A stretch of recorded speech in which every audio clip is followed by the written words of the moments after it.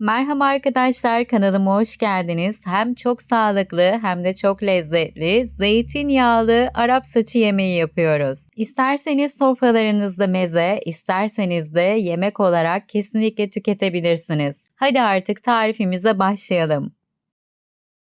Öncelikle malzeme listemizi sayıyorum. 1 bağ Arap saçı, 1 adet soğan, 1 adet yeşil biber, 1 adet kapya biber, yarım yemek kaşığı domates salçası, 100 gram kıyma, 1 çay bardağından 1 parmak eksik zeytinyağı ve lezzetlendirme kısmına gelecek olursak baharatlarımız, 1 çay kaşığı kadar tuz, 1 çay kaşığı dolusu kırmızı toz biber, yarım çay kaşığı karabiber, yarım çay kaşığı da pul biber kullanacağız. Hadi artık yapmaya başlayalım.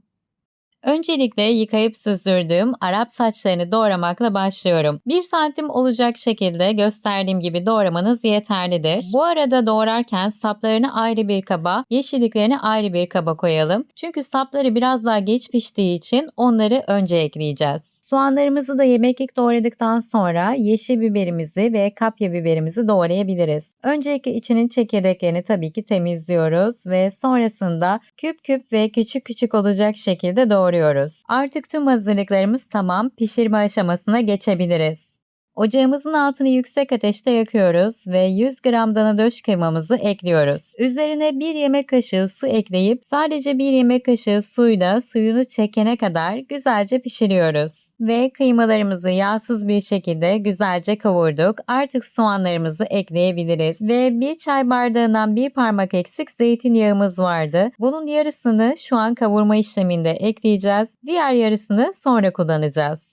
Soğanlarımızı kıymamızla birlikte 2-3 dakika kadar soteledik. Şimdi kapya biberimizi, yeşil biberimizi ve Arap saçımızın saplarını kalan zeytinyağımızı da ekleyip soteleme işlemimize bu aşamada devam edeceğiz. Arap saçının saplarını bu aşamada ekledik çünkü biraz sert ve daha geç pişiyor. Öncelikle onları biraz yumuşamasını bekleyeceğiz ve sonrasında yeşilliklerini ekleyeceğiz. Ara ara karıştırarak soteleme işlemimize devam ettik. Sapları da biraz yumuşadı. Yarım yemek kaşığı domates salçamızı da ekledikten sonra 2-3 dakika soteleme işlemimize devam ediyoruz. Arap saçımızın sapları yeteri kadar yumuşadı. Artık yeşillik kısmını ekleyebiliriz. Zaten birlikte de pişeceği için daha da yumuşayacak ve harika olacak. Son olarak ocağımızın altını artık kısıyoruz ve yarım çay bardağı sıcak su ekledikten sonra kapağını kapatıp pişmesi için zaman tanıyoruz. Ve 10 dakika kadar zaman geçti. Şimdi kontrol edelim. Gördüğünüz gibi yeşillikler küçülmeye başladı. İyice karıştırdıktan sonra kapağını kapatıp pişmeye devam etmesini bekliyoruz.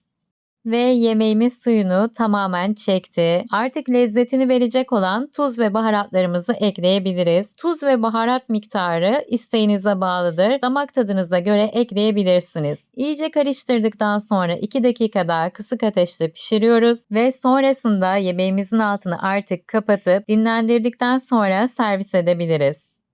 Ve faydaları saymakla bitmeyen zeytinyağlı Arap saçı yemeğimiz artık hazır. Meze olarak da yemek olarak da kesinlikle tüketebilirsiniz. Harika bir lezzet. Deneyecek olan herkese şimdiden afiyet olsun. Kanalıma abone değilseniz abone olmayı ve tarifimi beğendiyseniz beğen butonuna tuşlamayı lütfen unutmayın. Sonraki tariflerde görüşmek üzere.